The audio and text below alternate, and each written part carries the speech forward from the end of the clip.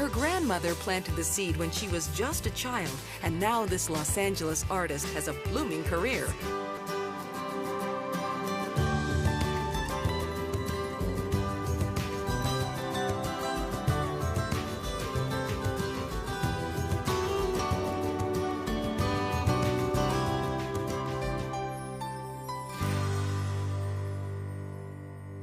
Welcome to Country Style. I'm Michelle Torres.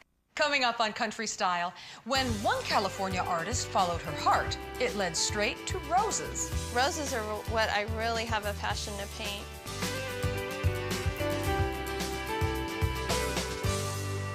Imagine being in front of a canvas and creating a country bouquet that looks better than the flowers on your table. It's a talent one Laguna Beach, California artist has turned into a floral field of dreams. Painting flowers was the last thing on Christie Repasy's mind when she was growing up. In fact, it wasn't until later in life that her budding talent began to grow. Painting and drawing always came easy for me. In fact, in high school, when I took art classes, I kind of goofed off and just skated through my classes. But if I would have known then that I could actually have done something with it, I probably would have concentrated a lot more. It was my grandmother that left me flower painting books. I believe she knew that I had a talent and she planted a seed before she passed away. Little did Christie know that talent would eventually blossom into a full-time career. Today, Christie spends her days creating floral pieces that capture a sense of romance and timeless vintage beauty. But the seed her grandmother planted took some time to grow. In fact, her career started in a completely different direction. I was working in food service and I always loved to decorate, so I started picking up little tables and chairs and doodling roses and ribbons and things to coordinate with the fabrics that I loved and began to sell them.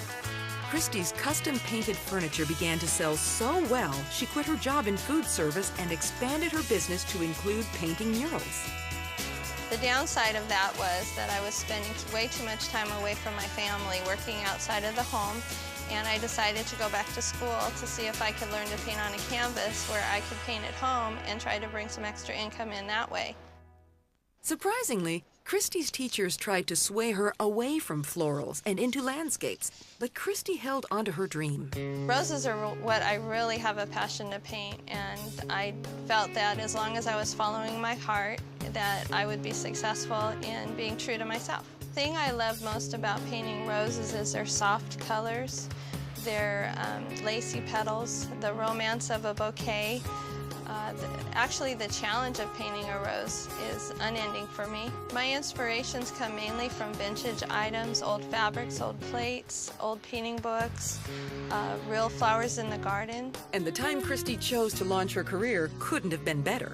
About the time I started doing really well with my floral compositions on canvas, vintage decorating was heightening, and I believe that the trend was to find old rose paintings to go with the decor. And at the time, being an avid flea market shopper, I knew that old paintings would be hard to find for most people, and I began to mute down the colors in my rose paintings and do more compositions that were like in the 1800s.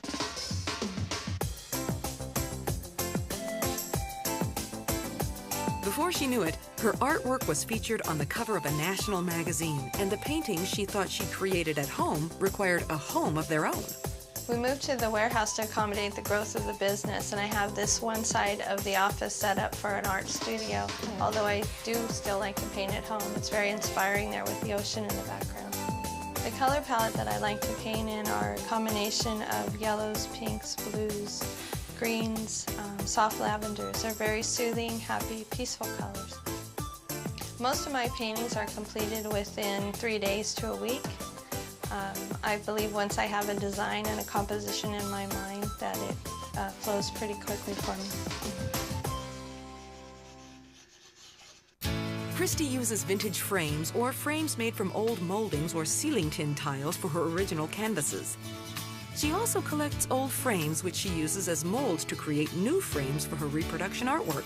Even these are painted and distressed to give them a vintage look. And of course, she still can't resist going back to where it all began, painting on furniture, adding a floral spray to a shelf or a bouquet to a cupboard. I believe my paintings bring a sense of peacefulness and serenity to most of my customers' homes.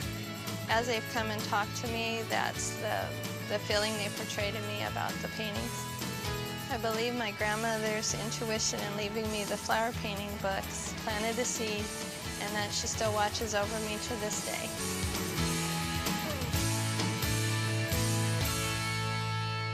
Many of Christie's clients have planned entire rooms around her paintings. And that's a good decorating tip to keep in mind. If you find a painting you really like, use it as a starting point and build your room around it. That way, you're sure to end up with a color scheme you love.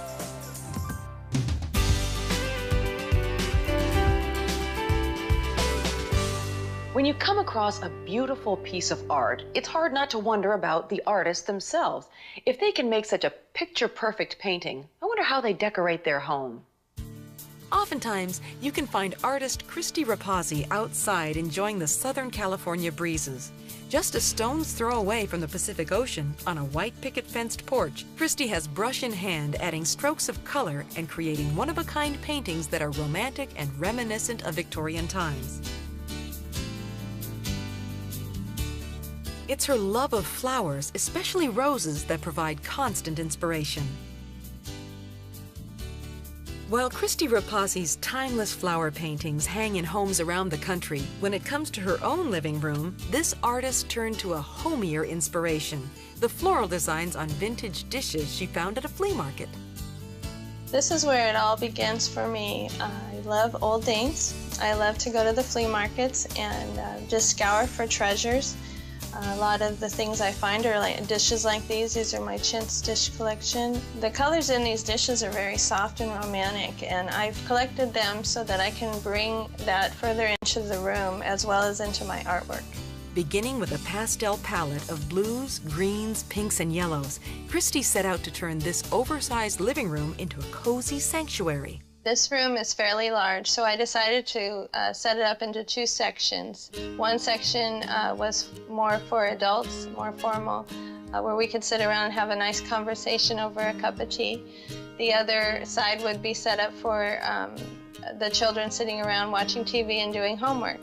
Slipcovers on the sofas and chairs allow Christie to use the light colors she loves, with the added bonus of being low maintenance. Our home here is a family vacation home.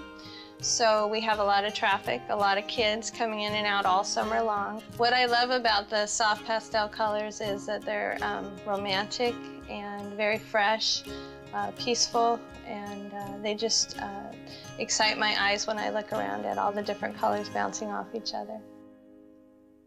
Christie's talent as an artist is evident not only in her paintings, but also in her ability to mix and match fabrics.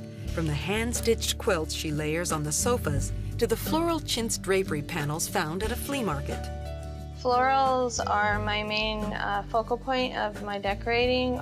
With the florals, though, I've had to add different fabrics for texture and pattern. So I've chosen a small gingham check on the blue sofas in the TV area, and also a pale yellow stripe to complement the different blues in the room. Throw pillows stitched from vintage fabrics collected over the years add to the happy mix. But it's one piece in particular that Christie credits for introducing her to a new favorite color, pale aqua blue, sometimes called French blue, as seen on the trim of this dish. Since spotting the piece on an antique buying trip, Christie has added to her French blue collection with vintage enamelware and even painted a side table to match. Everywhere you turn, Christie's handiwork catches your eye, whether it's one of her weathered rose paintings or an old cupboard to hold her collections. The yellow hutch here on this side of the room I found actually at a secondhand store. It was originally a brown wood, and I thought it would be quite lovely painted a buttercup yellow, so I sanded it down and painted it yellow, and then sanded it again to distress it and give it that cottage look, and it stores some of my other most prized dishes that I've collected. Another prize in Christie's design is the coffee table, but when she first spotted it at an antique mall, it definitely needed an artistic touch. It was dark wood, black wrought iron. and it just wasn't something that I, in itself, would use. And then an idea clicked to paint the whole thing white and sand it down, put the ceiling tile tin that I had collected from a flea market the month before on top, and then I had a piece of glass cut to fit the top, so it became like a showcase for the ceiling tin tile, and a trash to treasure piece was born.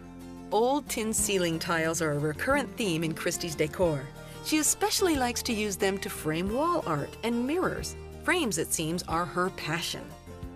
Since I'm an artist, I have an eye for frames, especially antique ones, and when I'm out and about treasure shopping, if one pops out at me and I have to have it, I will buy it and take it home, not knowing what I'm going to do with it. That was the case with this fireplace screen made from, you guessed it, a frame. A full 2 years after she bought it, she hit on the idea to have caning installed within the opening, then painted and distressed it to match the living room.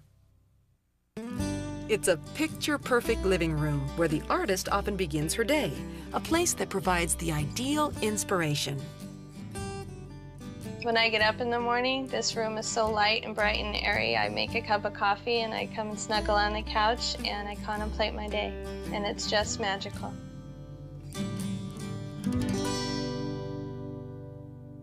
Even if you're not an artist like Christie, you can still have a soft, vintage look in your living room.